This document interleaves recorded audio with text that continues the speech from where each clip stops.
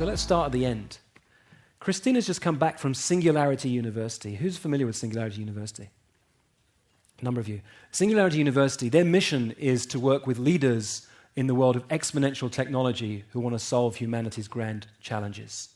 These are people working on incredible technology, from rocket ships to mining asteroids to virtual reality, artificial intelligence.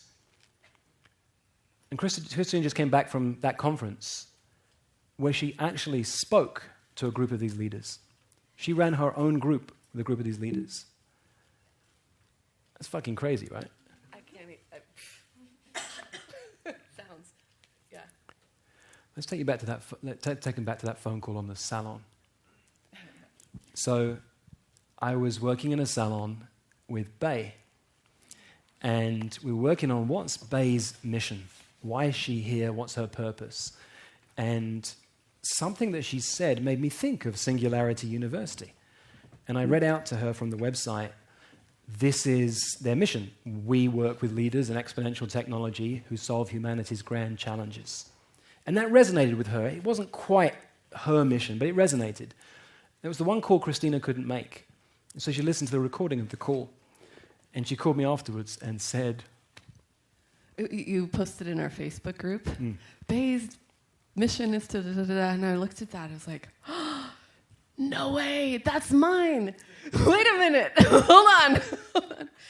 And I had read The Singularity is Near maybe 10 years ago or 8 years ago. I've been, a Trekkie my whole freaking life. I'm a total science geek, and it never dawned on me that the people that... I was just speaking with someone a few minutes ago, that I could actually serve the people that are doing the things that really make me excited. Really, really. And then I saw that, and I'm like, wait a minute, I've been looking at Singularity programs, like, this is my world. That's mine. And so it's like, wait, me too. And a few phone calls through, we got the distinction between what I'm doing and what Bay's doing. And it was really scary because it's like, well, I'm used to working with people doing these sorts of things. Why would people in that world want to work with me as I haven't gotten a PhD in rocket science, right? So let's take you through the conversation. So this is what happened. Yeah. We start this conversation and we draw out, this is what Christina wants to do. And we come up with this idea. I coach leaders who work with exponential technology, who want to solve humanity's grand challenges. And that was it. That's just this, yeah, absolutely, that's what I want to do. So as soon as we came out with this distinction around who Christina is and what she does, I went, oh my God, one of my closest friends works at NASA. He does exactly what you're talking about. She went, oh, can you introduce me? And you feel Christina's energy. When she's excited, she's so bubbly and effervescent, and she was like, oh my God, can you introduce me? And I said, no way. Because I want to know, if I'm introducing two people, they're both going to call me afterwards and say thank you. And I said, if I introduce you to this guy right now, you're going to call me afterwards and say thank you, and he's going to call me and say, who was that woman? She just sucked the life out of me, trying to find out what I do and trying to sign me as a client. And she got it. And I said, look, go and do your due diligence. Go and do your work. Here's his name. Find out about him. Read every article he's ever written. Watch every video he's ever made. Learn about this world you want to step into. And then come back and let's talk. Okay, so then you also said, keep track of everything that you do, right? Like he was forward-looking enough to say, start writing a list of every step that you take to see what happens as you create this client and you're creating what you're creating. I was like, all right. So I started writing it all down, which was really interesting. And I took photos for you guys. She'd text me every few days with like, here's what I'm doing, here's what I'm doing. So there was an idea that there may be something valuable in this. I thought it'd be more about insights for Christina. It turns out we can actually share it. Yeah. So we don't know what's going to happen in this conversation right now. We're playing, we'll see where we go. But feel free, go ahead. She's got I got some pictures of it. Yeah. So, right, I just started writing it all down. And writing it all down. And I just kept writing it all down. So go back 2 pages, because I just saw Scott Cody's name on that document. Yeah. Who was in the last intensive when Scott came and talked in front of the room? So Scott had worked with NASA. So here she is, she's on a mission. She sees a man who's in that world and knows people in that world and says, I got to speak to him. This is how it happens. When you get clear on your purpose, it looks like, oh my God, there's all these opportunities opening up to me. I remember you saying, there's someone in my family who has a connection for me. There's a friend who knows somebody. All of a sudden, yeah, it was really crazy. Like, once I got clear and I started saying out loud that this is what I want to do or this is what I'm doing or whatever, I had a client whose next door neighbor is a rocket scientist, and I had another person, and all of a sudden people on Facebook were like, oh, hey, here. And all of a sudden it seemed like my entire world was surrounded by people in exponential technologies, whereas, the month previous, it felt like I was in a desert. But no one would have known to share those things with me.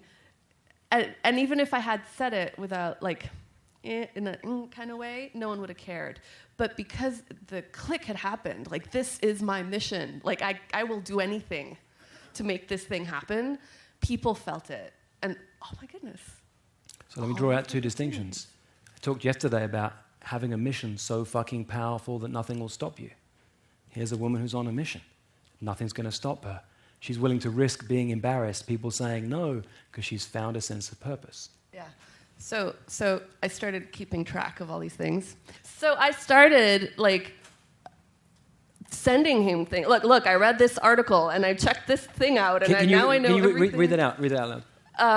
I requested a conference paper he wrote in 2013 about preparing for humans at Mars. We'll see if he gives me access through whatever that is, that ResearchGate thing. And he has a son who just started college, figured that out on Facebook. And his most recent thing I could find that he's working on is a mirror satellite that's a collaborative program with Caltech and the Surrey Space Center, and the launch is planned for sometime in 2016. That's his planetary small sat this stuff. guy. Right? And I'm showing him that this is what's happening. I'm at the dentist office. I picked up a book called How NASA Builds Teams. I wanted to know from the inside, in that organization, what are they doing now? What are the holes? And what's going on, so I'm not reinventing the wheel, right? And so, every minute counts, right? I'm, waiting for the dentist. It's look, Rich, this is sort of funny. And this is where Rich goes, save these texts. It's hilarious. But she's in the dentist, and she's on fire with her mission. Nothing's going to stop her. How many of you have a mission right now where it doesn't matter what you're doing, you're in touch with that mission, and nothing's going to stop you? She was on fire. It's so easy. Once you get to that place, this isn't hard work anymore. This is just fun. This is the funnest thing I could be doing right now is reading this book, right? So then, I added 2 slides in here as a little example of astonishing coaching, really great coaching. So he sees all of this effort that I'm making, right? This is genuine and real. So we had come up in one of our conversations about how a project for me to be working on that would be really fun, really useful, and also a really great way to have me talk to people is to write a book. So the book is called It's Not Rocket Science, How the Soft Skills of Leadership Are Often the Hardest. And through that project, I've really managed to speak to some incredible people. So out of nowhere, one day, Rich texts me. It's the cover of my book. Isn't that cool? He spent, 40 minutes making that just to surprise me. This is a real thing. Keep going. That's how that felt, getting that from my coach. And it was really funny because you can't read it there, but at the top, he put up a quote. He quoted Colonel Chris Hadfield. Does anyone know who he is? Right. He's a Canadian commander of the ISS who did the David Bowie. Anyway, he was up in space. He's a Canadian hero, astronaut. As though he had written me a thing because I'm Canadian. And I wrote back to him, oh, that's hilarious because I met him. That was really, really cool. And what he had said, I had asked him, what did you notice that was different about you after you came back, after the first time you were up in space from before you left? How had you changed as a human being? And he really stopped, and he thought about it. And he said, there's no more them. The concept of them is gone. I can pretend, make it happen, but it's gone, which was really beautiful. Anyway, so I shared that with him. And so pause for a second. Yeah. Go back to the book cover.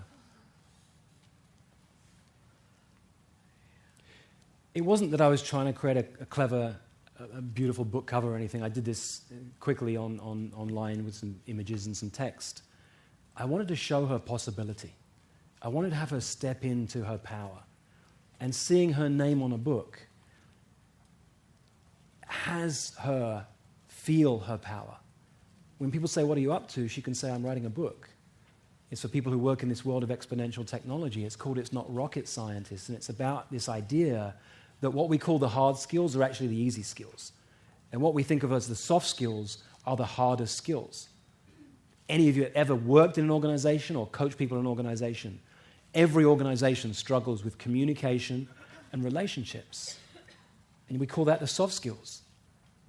So these guys are rocket scientists, but we know that they're struggling to relate to one another. Of course they are. They're the fucking geeks, right? They know how to immerse themselves in their computers. They don't know how to communicate. This is this woman's gift. So by creating that cover for her, I helped it feel real for Christina. This is what I'm doing. She's able to say to people, when you say, "What do you do?" "I'm writing a book." There's power in that. So the book, and then this is where things this is interesting, because as all this action is happening, my brain is making new connections and starting to think even bigger than that. What do I really want? So I said on a text to him or on a call to him that I run a community for coaches. I'm used to that. I've run communities for people around intimacy. I love running communities. And I could feel how this thing's bubbling in. It's like, one day I'm going to be running a community for these leaders. Like, that's really what I'm going to kick ass at. So we have a little group of Rich and Tony and Mark, they're in the room, and he wrote that about me to them. So I heard her put her desire out into the world, and people put their desires out into the future.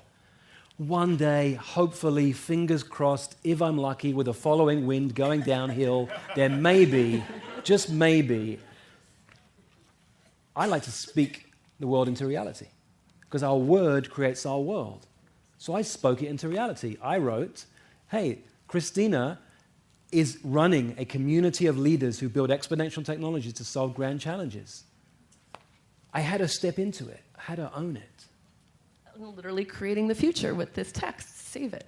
Oh, yeah. Saved it. So that I don't know when that was. Is there a date on that? That was April 20th. Okay, that's April 20th. So more proving. Look, there's a book, more book stuff. Like, this is a while. This is 2 months, 3 months of really, truly going after this thing relentlessly. So look what happened, though. Her text is sending me this book. She said, "Wow, there's a book about this stuff." And I write back to her and say, "There's a book about that, Christina. It's called It's Not Rocket Science." I keep trying to show her, no, you are creating this. Because we can't do it for ourselves, right? That's why we have coaches. That's why we are coaches. We can help our clients see things that they can't see. We can be that close to them and not see them. Okay, then you see the next part. I don't know what's coming next. So. Oh. Singularity University? Or? No. You're... So the next part is we get on a call in our salon, and he goes, I forget how he put it, but basically, I have something to tell you. Oh, about your client? Yeah. New client. Okay. Yeah. So this friend of mine is in my... I don't want to personalize it too much. So the friend of mine who works at NASA, I'm talking to him, and he talks about the fact that he's looking for a new coach. Had a coach for about 20 years, looking for a new coach right now. Also been going through some relationship challenges. This is a woman who's an expert at working with men around relationships. So I say to him, because now she's done the work, right? Now she's done it. Now I know I can make a referral.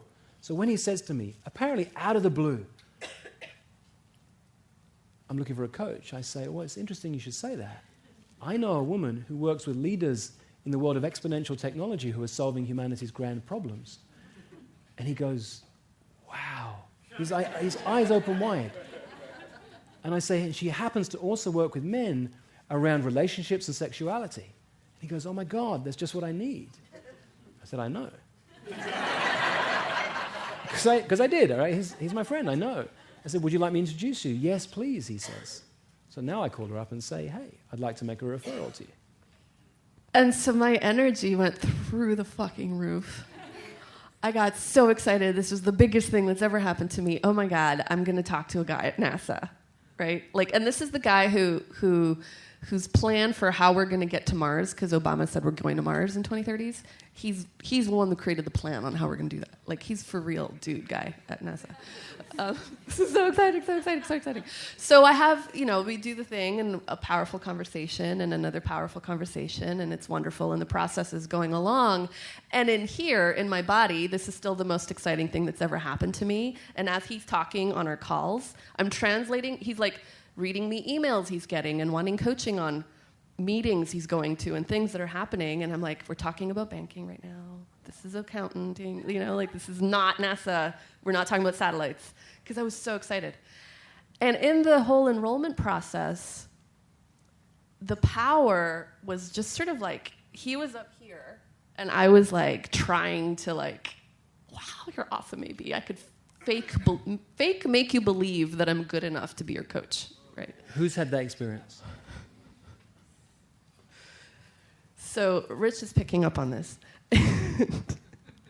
And this is his response to me, because I'm like, I don't know what to do. And he didn't write back to some text. And should I text? What do I text? So I'll read out what I said to her, so if you can't see it. Because she was panicking, all in this self-doubt, and he was up here and she was down there. And I wrote, I've given you a powerful motherfucker of a personal intro to each other. If you both trust me, you'll follow up. Makes a difference. Some of my instinct even says, if I were you, I'd wait about a week to let him follow up first. It's like dating sometimes, right? Play hard to get. Just slow down a little bit. You know what you would do if you were already oversubscribed. If you're already successful, what would you do? That's the place to come from. If you already had a waiting list of clients, you wouldn't call back immediately. So that's what I was trying to get to, be in that place. And it worked. And now I have a client at NASA, which is really, really great. Thank you. That was awesome. Yay! So feel her energy. It's funny with coaching, right? Because she's saying thank you, and at the same time I'm thinking, well, I didn't do anything. But this is what we do in coaching, right? All we have to do is offer people tiniest of shifts in the way they're thinking, and everything changes. And on one level, we don't do very much. On another level, it's okay to take credit for everything they ever do. So it's a paradox, and both are true. So that was the most exciting thing in the whole wide world. And notice, do you guys notice, all of the times that I spoke into the world, I coach people in exponential technologies and et cetera, I hadn't actually had a client then yet that did that it was doing that. This actually was the first, and yet it was months of saying it as though it's true to the public that made it happen, right? Often, I know I've done this, is we wait until then it's true, and then I'm allowed to say that I'm awesome. But no, you say it first, and people believe you, and the doors begin to open. You're allowed. So there's a step that comes first. Yeah. Actually, you start speaking it into the world, and the world will come and meet you. The first one is, like you drop in. This is what I do. It's the story in my book, saying out loud for 11 months, it's $20,000 or $25,000 a year to work with me. 11 months of saying that out loud. What does it cost to be coached by you? It's $25,000 a year.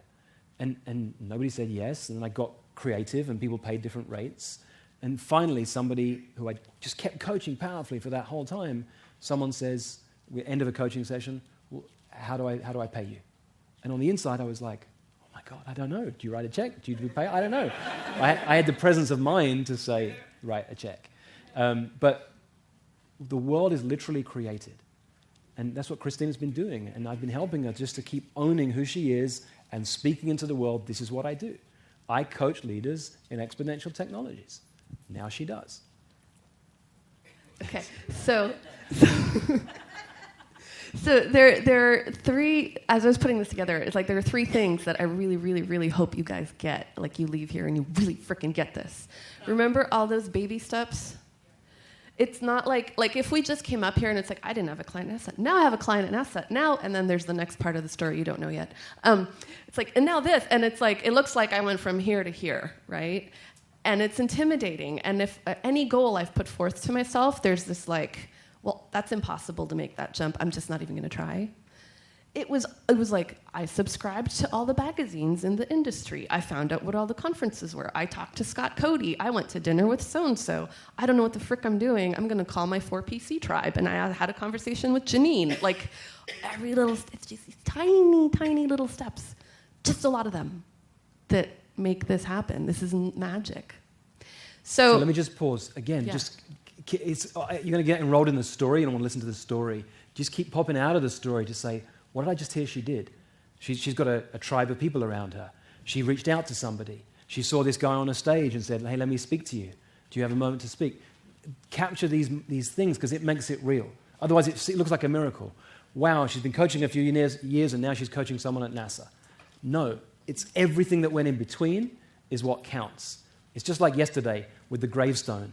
There's the day you were born, there's the day you die, and there's that little dash in the middle. And that's all that counts, that little dash. Mm-hmm. We're drawing out that dash right now and making it real for you. So you can see how she created this. Okay. So then the second thing is, we talked about earlier, you gotta be in your frickin' mission and your passion and your love. Like, you just have to be in love with it. And then it comes. And this is the third one. So let me I'm going to catch that one. Because it can be too trite sometimes. Do what you love and it will follow, whatever. It's like, not always, and it can be fucking hard work. And sometimes the thing that you love isn't going to bring you what you're looking for. It might not bring you the money. There's some of you in this room, there are many coaches out there in this world who love coaching, but there's some of the pieces around it that go around becoming a prosperous coach or a coach who has a business through their coaching. But they're not willing to. They don't love that piece. So they won't ever be a professional coach. It's just seeing that distinction. It's not just do what you love. It's find something you love and keep following it and see where it leads you. And then get yourself, show up. Just show up and try things. Even the things that you think you're not allowed to do, or no one will let you do it, or whatever, just show up. And that'll create this, it looks like you got lucky, but it's not that. You just created a whole lot of opportunities for something lucky to happen. You create your own luck in that way. So there was someone let me know, there's a conference at the UN where it's all exponential technology people, but you need to be sponsored or referred by one person to get into this conference at the UN, which is like around the corner from where I used to live. And that was really, wow, cool. Well, the person who told me about it, would you refer me? And they were reluctant to do so for their reasons, which I totally understood. But I really wanted to go to this thing. So I went to their website, and they had their little application to get to go. And I just filled it in. And the spot where they said, who is referring you? I just left it empty. Like, I don't know, but whatever, enter, right? I got into the slot. I got in. I got to go. So I went. I went to the thing. I am not an extrovert at all. In these kinds of rooms I am, because this is my world, the coaching world. But like, now I'm in rooms with scientists and CEOs and the people really that are at the cutting edge of stuff that's happening on the planet that most people don't even know. But I went to the evening bar thing after the thing where the people were conglomerating and drinking that I don't even do because, fuck it, I'm here, and I got into the room. And I'm sitting there, and this astrophysicist comes and sits beside me. And because he felt sorry for me sitting there by myself. He was being a nice gentleman. And we were talking, et cetera, and it's like, hey, by the way, I'm writing this book called It's Not Rocket Science, whatever.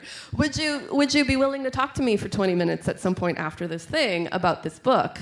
And he's like, yeah, sure, I'd talk to you. And he's really connected. He presented his paper after his PhD to Stephen Hawking. Like, he knows Neil deGrasse Tyson. Like, he's for a real guy. Yay, he's going to talk to him about his book. That conference is over. I go to, then I find out there's this other conference that's even more intense to get into. You need 3 people to refer you to go to this one, because at this one, it's called NEXUS. This one is for all the social entrepreneurs who get in, and then all of the sons of the Kennedys and daughters of the Rothschilds and people walking around, the money, basically, the 20 and 30-something-year-olds with the money on the planet show up to meet the people who are doing good things to see where they can create magic. So you can't get in there. People have badges that, like, Queen such and such, okay? Is walking around. It's not a metaphor. No. Like, really. There's, like, a number of queens. But I really wanted to go to this conference, but I couldn't get in. There's no way. So one of my clients is a CEO, and he is working with this billionaire. And they were both going to be, he writes to me the day before that conference happens. He writes, hey, I'm going to this thing. I'm going to be a speaker at it because of the work they're doing. Do you want to come? It's like, yeah, I want to come. Yeah. He's like, can you get me in? He's like, yeah, I'll get you in. 2 hours later, he's like, I can't get you in. But, you can come into the city. I used to live an hour outside of New York. Come into the city with me at 8 a.m. We could have breakfast at my hotel. Maybe this billionaire guy will come and join us. I don't know, 50-50, whatever. So I had it in the back of my mind, this thing that I'm telling you guys. Just show up and you never know, right? So I show up for breakfast in my... Thank you, Helen Appleby. She taught me last year at this intensive how to show up professionally and powerfully as a woman. Like, it's a different game, kind of in a different context. In my most professional attire, red suit jacket, etc., we're having breakfast. The billionaire shows up. We're having better breakfast. We're talking work. I'm really not going, oh my God. We're doing work. It's cool, and he's into it, and we have a good connection. And then it's time for them to go speak at this thing. And it's like, well, I can't come because I can't get in there. But, I'll come in the taxi with you. We can keep talking about what we're talking about. So I get in the taxi with them, and we arrive at the UN. And there are 2, basically, gates I need to get through. The first one is to be allowed into the building, right, to get through security into the building. We get out of the cab. The woman who's handing out the passes, she has the list of who's in, right? Handing out the passes, recognizes my client, recognizes this billionaire. I look like I'm a professional person with them. And she just hands me a pass. Like, it's just, here. Oh, hey, Bill, blah, here. Awesome, right? But I'm like, yeah, that's fine, but I can't get into this conference, into these rooms, because I'm going to need to get one of these badges with the name on it for them, right? That's the real, but whatever. So we get in, and I'm thinking this billionaire guy's going to do some trick or something. I don't know. And we walk up to the table with all of the name badges, including the Queen's. Like what? And my client says to the lady, oh, hi, we're here to speak. We're speakers, because there's 3. It's like, that's legit. Him and his billionaire, they're we, but I'm standing there, so she doesn't know. We didn't legit lie about it. And she goes, oh, we ran out of name badges, but these people aren't showing up today, so why don't I just take theirs and just flip them around and write your names on them? To which my client goes, okay, great, Christina Berkeley. The woman just wrote my name on it. And I got into the thing.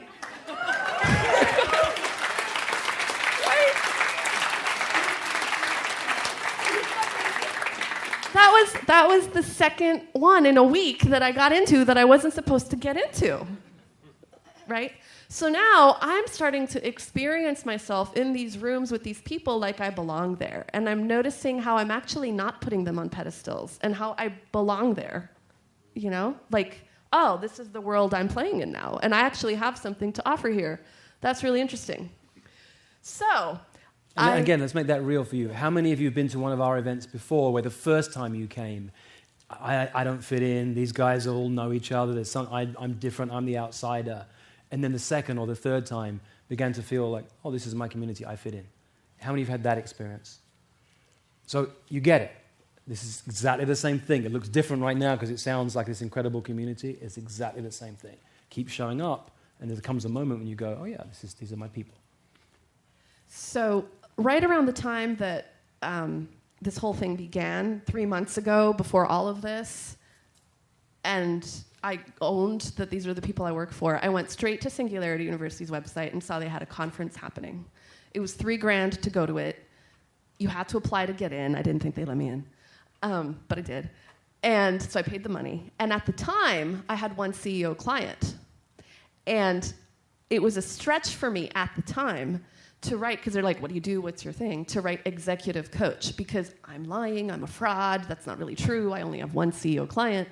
I didn't have the NASA guy yet. And, but... Like there's a rule about how many executives you need to coach in order to be an before you're an executive executive coach, right? And... and Helen, just write the thing down. Just write it. So writing it down was, at that time, a big stretch for me.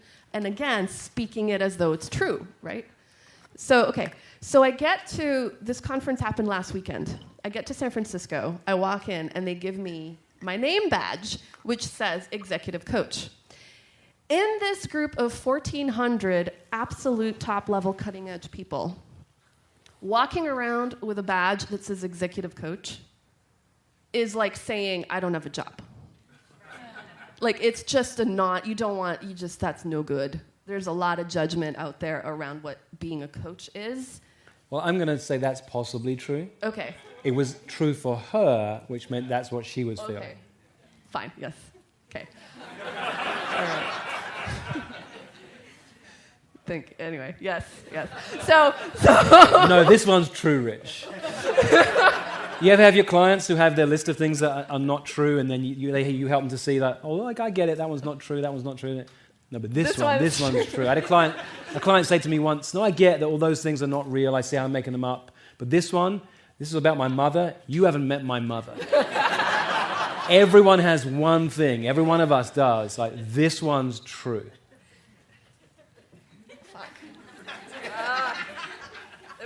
The executive coach badge at the next thing. Okay. So, but I was feeling really nervous about this, and I was just going to hide it in my purse the whole time and not wear my badge.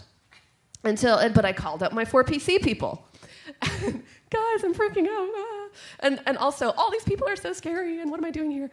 In the meantime, since the astrophysicist, like in the week and a half or 2 weeks since then, I got it in my head that... because I'd been listening to the conversations, and AI is really exciting to me. I used to have dreams about data when I was younger.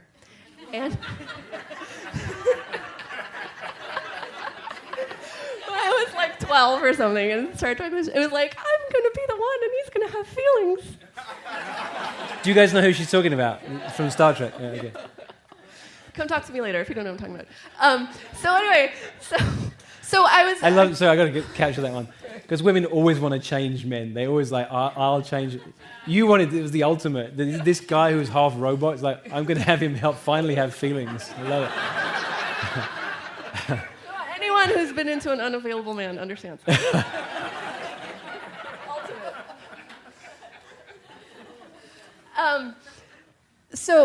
So when I was at that first UN conference, listening to the really cool conversations around AI, because that is really the thing that is happening right now,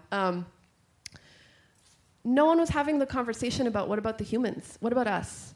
As we get closer and closer and start implementing more and more of this technology, what is intelligence? How do we make sure that we develop it, design it, so that we bring the human along on the journey, and we don't lose something very integral to what it is to be us? I want to have this conversation exist. So I decided, because I got on the phone with that astrophysicist, remember? So we talked for about 2 minutes about this book, and then I was like, you know what? I can't talk to you about this, because really the thing that's really happening in the last 3 days that I'm really excited about, I think I want to start an institute about the human and AI partnership. And he goes, oh, that's amazing. Now he got excited. He's like, I've been thinking about this for a really long time, and I think this is really, really important, and why don't we get off the phone right now and do some research and get back on? Like, he just got into, like, all of a sudden we are having this institute. It's like, whoa, okay. Didn't you text me and say, how do you start an institute? Whoa. So, okay, I don't know what that means. I don't know what the fuck I'm doing, but this wants to happen. Okay, let's see what happens. It can fail and bomb spectacularly, but who knows, right? So he gets on board, and then I'm like, there's no Facebook group for this. There's all sorts of Facebook groups for artificial intelligence, but none about what about the humans. So I started a Facebook called the Human and AI Connection, and I posted it on my timeline that I started this group once. And Mike McDonald over here, he saw that. He didn't join the group, but he said, right, this is all speak it into the world. He said, oh, I know someone you need to talk to who might be interested in your thing. And he connected me with this woman. Oh my God.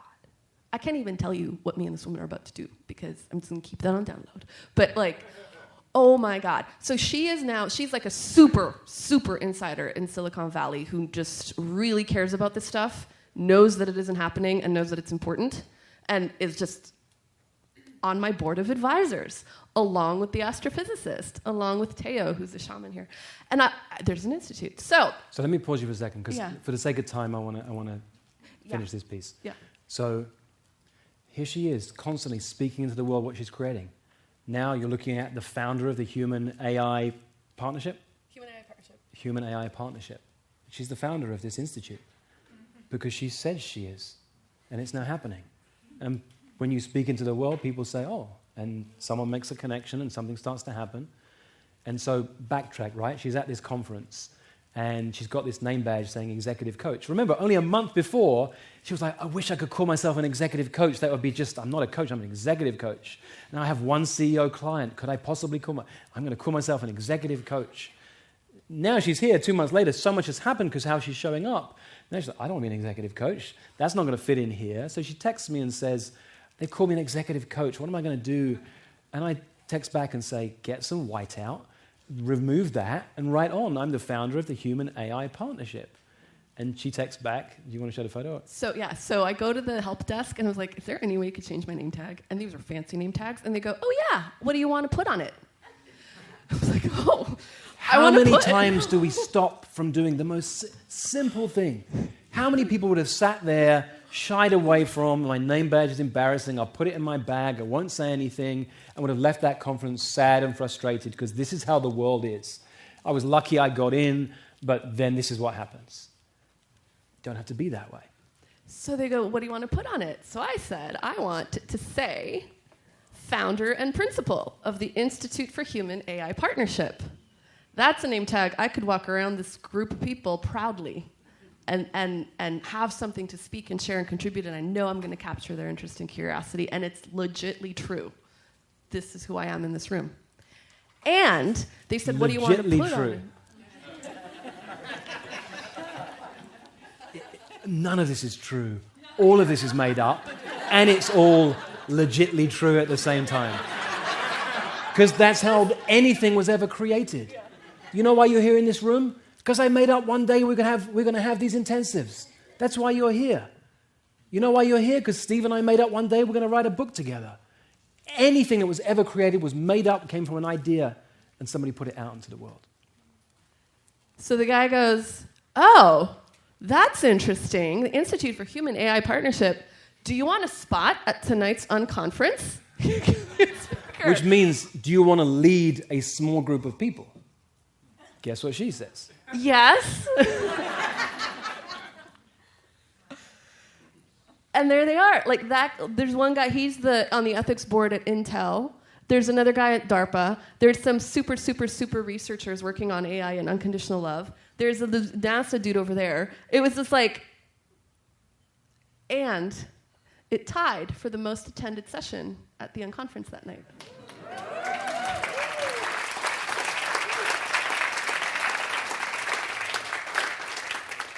And that text that he wrote, remember the one where Christina is a leader of this community? I'm speaking it into the world is true. Ta-da. Amazing. And it was all totally made up from little tiny baby steps.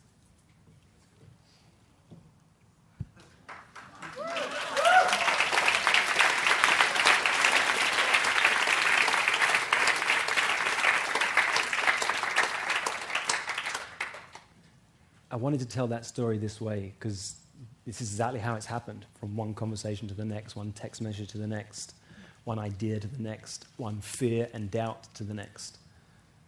As an illustration for each of you, that whatever you want is so much closer than you imagine.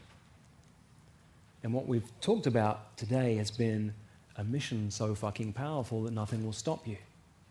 And when you're on that mission, you're okay with failures. You're okay with mistakes. There have been so many moments of self-doubt here. That's what coaching's for. I think the most powerful words in coaching are, I believe in you. I believe in you.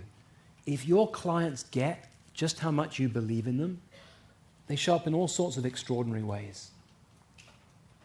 Now, at some point, when you've said it enough, they begin to get, I believe in me. And they believe in themselves. And they don't need you anymore. You become unemployed, which is the mission of every great coach. I believe in you. And look what happens from that place. So let's put our hands together for Christina.